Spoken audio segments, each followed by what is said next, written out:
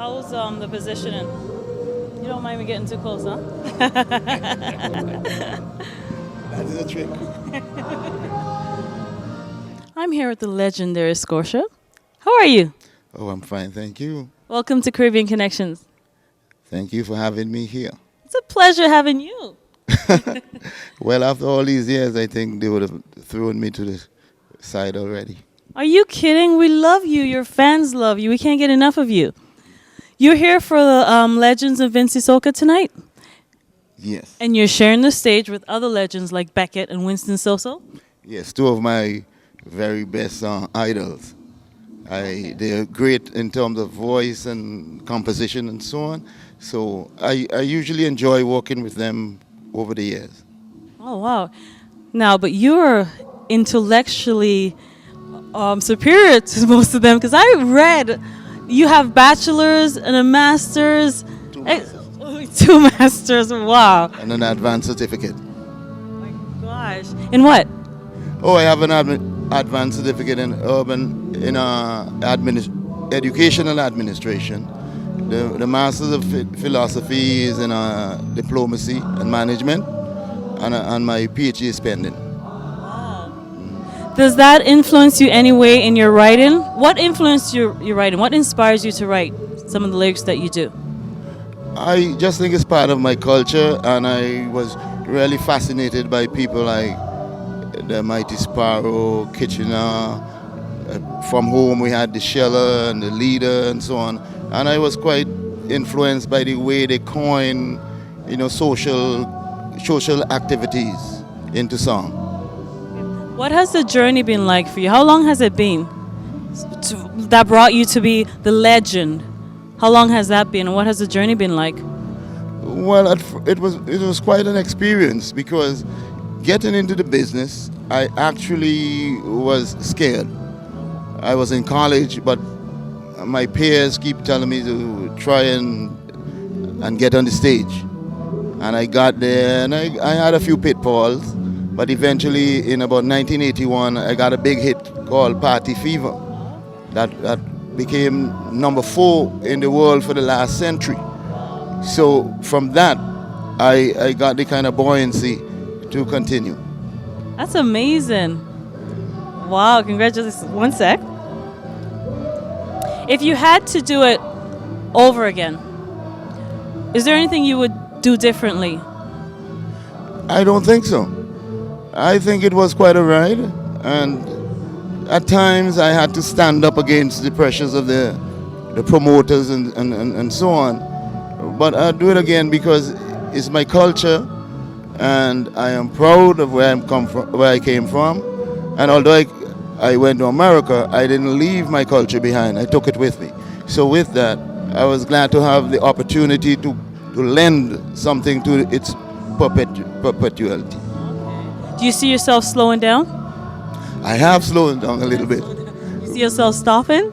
No, I can't stop. They wouldn't let me stop because every time I say I quit, because actually I don't really seek jobs, but like when these occasions come up, I have to come. Yeah, you have to come. Yes, People want you. I'm glad to be here. Okay. What do you think the secret to your success is? Hard work. Okay. 99% perspiration. Sometimes some songs come to you in seconds, in minutes, and then some take years. It take years. So you just got to stick to it, and learn from the other artists. There's always something to pick up from the other artists. It's a continuous learning experience. Okay. I'm going to ask you, what have you learned from Beckett? Have you learned anything from him? Well, for one, Besides to keep your throat wrapped? he is something else. He is like a perfectionist. Yes, I know. So a lot of times I got to stay away from him because he leave you broke. Yeah, go back and fix this. I heard him scolding you. But Yes, like, yeah. Don't take your jacket off. Yeah, he always on me. But he's a good guy, and he always aim for the top. So even you miss, you're still around the periphery. So he was very influential. How about Winston Soso? So too. So we gotta carry so. You know what I mean? He's good. He's naturally talented, but a lot of times we gotta pick him up. yeah, but he's good people. You know what I mean? Yes. That's great. That's great. I think the tribute today is for Roy Rolfe. Tell me a bit about him because I don't know much about him. Well, he happened to be my first cousin. Okay. You know, his father and my father, two brothers. But apart from that, when he played his first band, when he brought his first band in 1967, Yes. I played on that band. But the thing about Roy Ralph is that he had this great intuition about creating mass. Yes, he takes things and bring it to life. Okay. You know, on the stage you will see, and then remember we're from St. Vincent, so we didn't have a lot of technology at our disposal. Right. But he was still managed to make things become animated and so on from scratch, and that was the impression that he left with us. That's wonderful. So the tribute tonight is towards him. Yes, and I think it's a well thought out and well intended tribute. Wonderful. Do you have any advice out there for up and coming artists? Well, first thing, like I said, they gotta go out there and scout, see the present artists and see some of the things that the people react to and they like, and you try to include that into your repertoire, and you know, take some time and put some effort into your work, hard work. You know, don't wait for the last minute to do anything. Plan it and work at it and keep going at it. The first shot might not hit, but if you keep throwing it, one of them will. Be consistent. Great. One personal question, because we ask a lot of people this. We actually have a part of the show that's called Streeters where we ask people a certain question. This is one of them. Do you believe in God?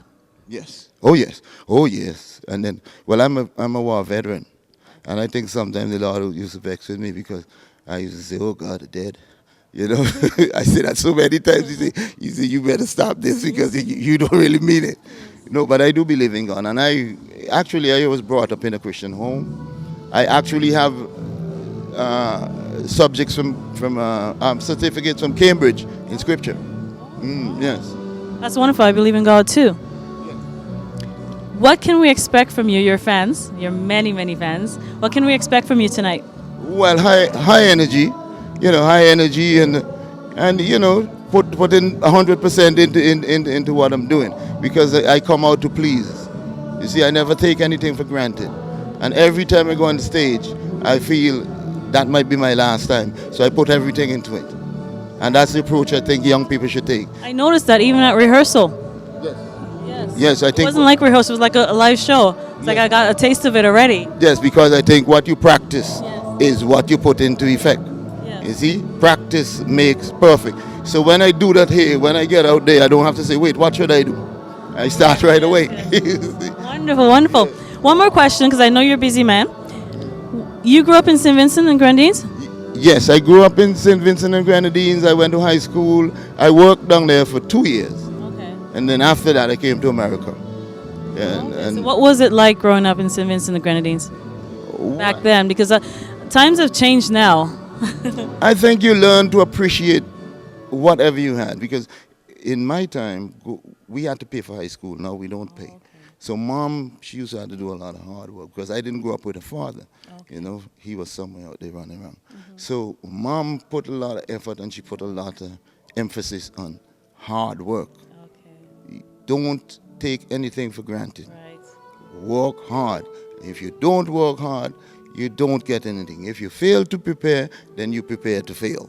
Those are the kind of ideas that she pressed home, and I think it worked.